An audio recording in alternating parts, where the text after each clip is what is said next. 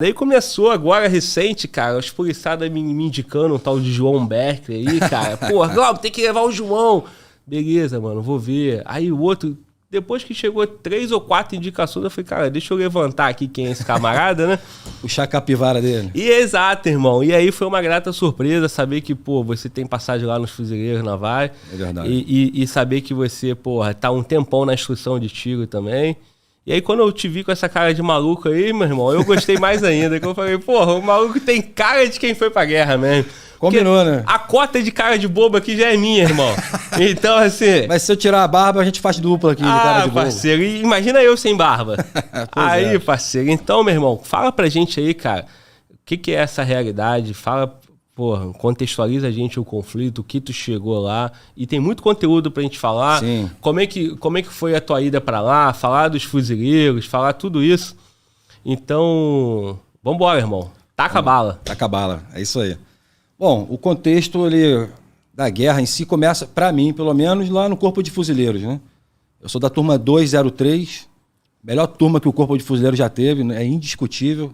Quem não é dessa turma vai ficar com inveja, com ciúme. Mas começou para mim nesse ano. Fiquei 3 anos, não fiquei tanto tempo. Eu poderia ter seguido carreira, optei por não ficar. Tive algumas insatisfações com a Marinha, com relação a planos de carreira, com relação à estruturação básica, né, da profissão fuzileiro naval ao longo dos anos. E algumas decepções, porém, aquele ditado, né, como eu não estava satisfeito, eu me movi, né, me mexi e eu saí por conta própria. Eu escolhi isso. E desde então passei a trabalhar na área de instrução, começando com escola de formação de vigilante. Não era nem instrutor de tiro especificamente, né? Dava instrução de defesa pessoal, comecei com essa matéria. Eu sou faixa preta de jiu-jitsu.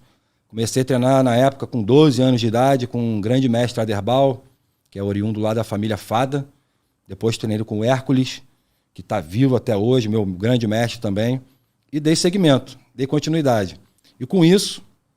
é natural, né, dentro de um setor que tem armamento, que tem tiro, treinando vigilante para a profissão, para quem gosta de arma, o cara se interessa. Aí fui lá, me qualifiquei, fiz o curso de instrutor de tiro e comecei a trabalhar na academia. E desde então, alguns anos se passaram, né? Isso começou em 2009, estamos em 2023, 19, 21, 14 anos, quase 15 anos.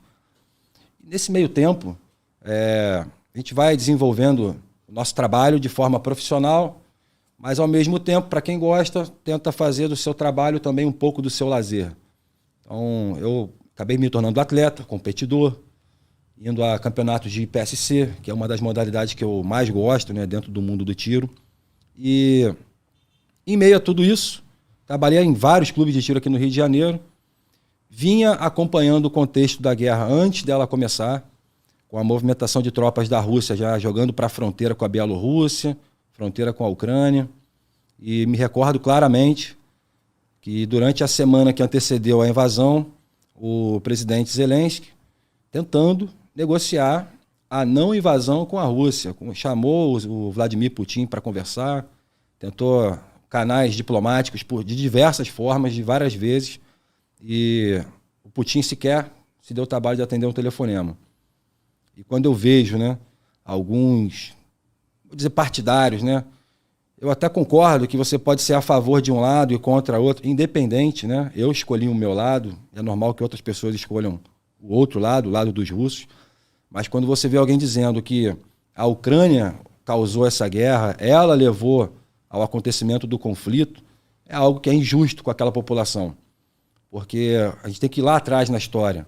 Em 92, o acordo era a Ucrânia entregar as bombas táticas, eram as armas nucleares, em troca de não ser agredida e nem invadida pela Rússia.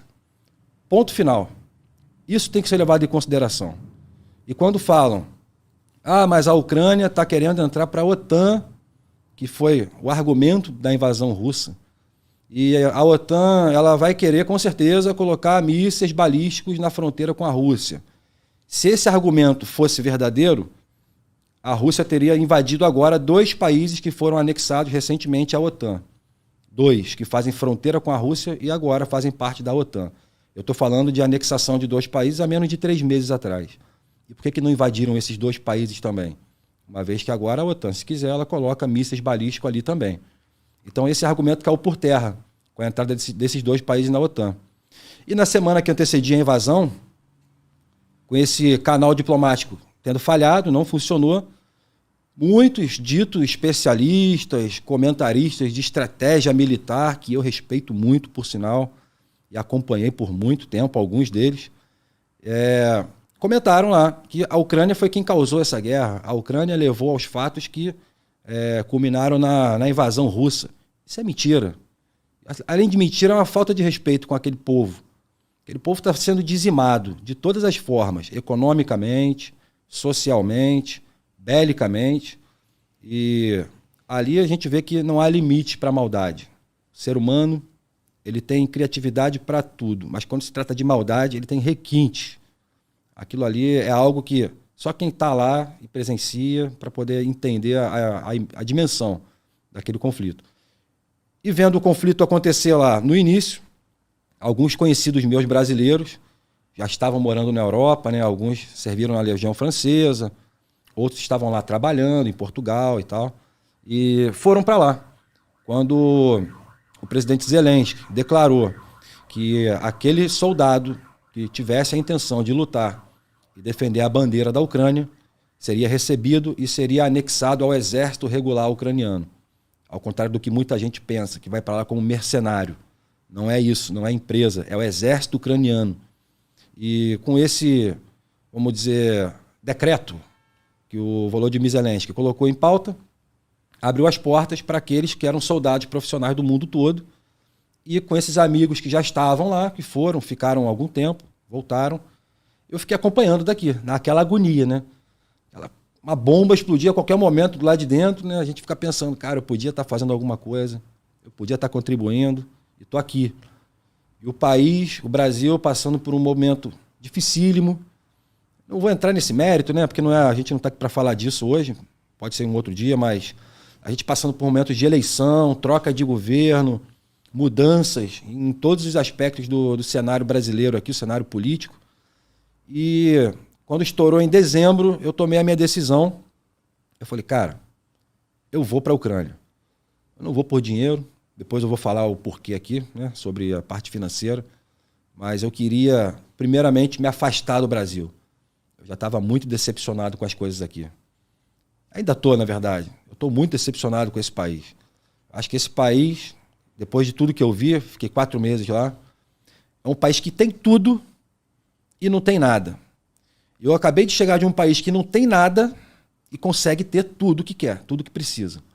Um país subdesenvolvido, onde a economia é basicamente apoiada na plantação, o agronegócio, e eles conseguem viver com qualidade, têm bons hospitais, eles têm boas escolas, eles têm tudo de bom naquele país, com qualidade de ensino, enquanto que o Brasil, com tudo que a gente vê aqui, a imensidão de recursos naturais, cara, o dinheiro que a gente tem na política que pode ser revertido na economia, em projetos que vão impulsionar, né, o nosso país, a gente não tem nada.